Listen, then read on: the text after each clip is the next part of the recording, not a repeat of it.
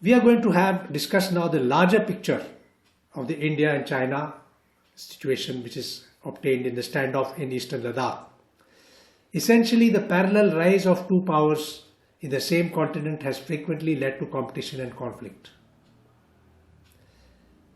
The point is that when we see the history of international relations, two emerging powers have led to clash. Whether in Europe, in Asia it happened before, Japan, Soviet Union, United States, the rise of Japan led to a clash.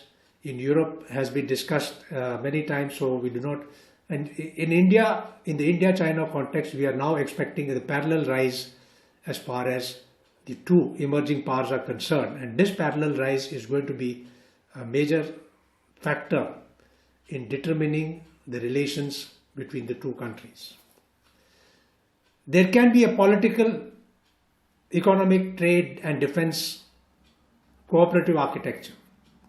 Like presently you have in many regions and sub-regions in Europe, like Europe, you have in Southeast Asia, there can be a political, economic and trade, security, conviviality which can prevent the escalation that happens as happened in eastern Ladakh.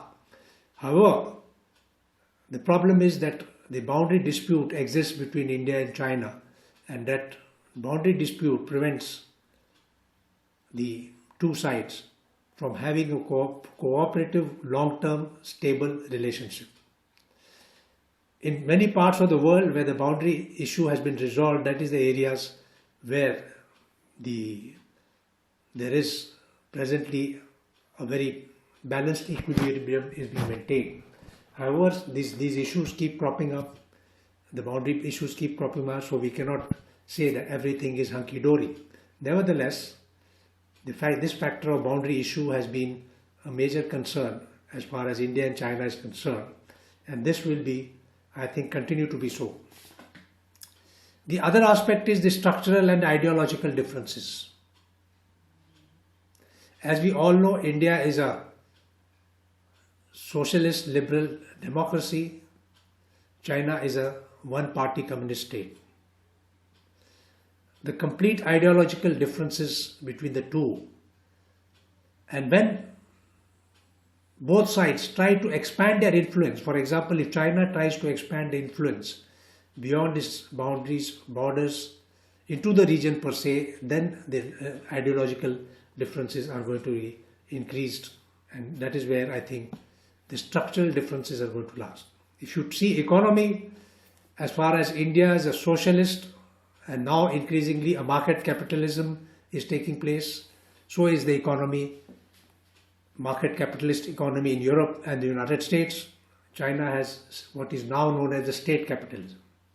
So there will always be a clash between a market-oriented capitalism to state capitalism, because when Chinese firms are going to go out and try to gain access to various parts of the world for establishing of factories, establishing of industries, building of infrastructure, the state capitalist model has extensive advantages in this particular sphere, because the state can subsidize their ventures and the state competition can be restricted. But when you talk of market capitalism, if two companies from India are competing for the same job, task or infrastructure, they have to compete on their own. This thing, no state can help them. So I think that clash as far as the capitalist and two forms of capitalism will always remain there. However, it is not that all times there has been a conflict between the two sides. There have been attempts where stable relations based on the perception of the leaders on both sides have been maintained from time to time. We have periods when the Atal Bihari Vajpayee was a foreign minister and then became prime minister. Rajiv Gandhi was the prime minister, and Deng Xiaoping, who was the general secretary of the Chinese Communist Party, they had very amicable relationship. As far as Prime Minister Modi and President Xi Jinping concerned, we know that they had informal summits twice. They had been having a lot of summits on the sidelines of various important meetings such as G20. So the summiting is not something which is unusual. There has been attempts to balance out the relationship per se.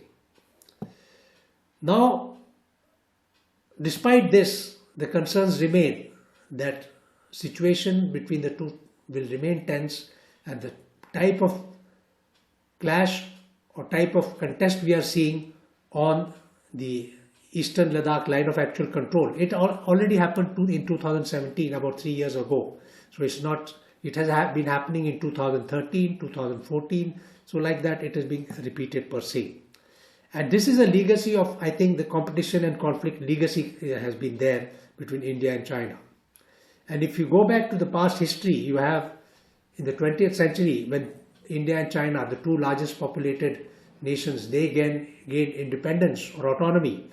They followed two different paths. Whereas China followed Mao's path of people's war, liberation through the power of the gun. India's path was of non-violence. India, as a result, has emerged as a nation during the 1950s. India had a much stronger diplomatic and political image with countries across the world, because it was being seen as a democratizing liberator which overcame colonialism, and all the countries who had wanted to throw away the yoke of colonialism, they were looking at India as a liberator, and that's why India's image was continuously growing. However, China, on the other hand, was seen as a very sort of a rule to the power of the gun, and China participated in the Korean War in 1950-53, propped up the North Korean communist regime. In the same war, India provided the United Nations emergency peacekeeping force for management of the post-reconciliation situation. So you can see the differences which have been there in the 1950s between the two sides. The main issue is that in the 1950s, and by the end of 1950s, the Chinese leadership, particularly Chairman Mao, felt that India as a competitor in the global stage is likely to be a thorn in China's rise, and that is the time when an attempt was made to put down India, and that is where the cycle of conflict started with the 1962 India-China war, which is actually, I think, the 1962 India war in some ways is a manufactured reality.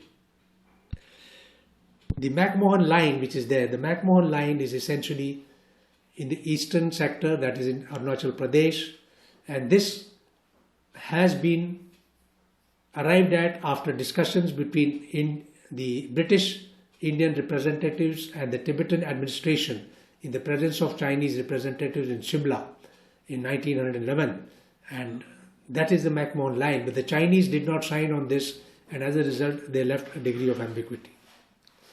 Now, bigger ambiguity comes in the areas in which there is a present standoff, and that is the line of actual control.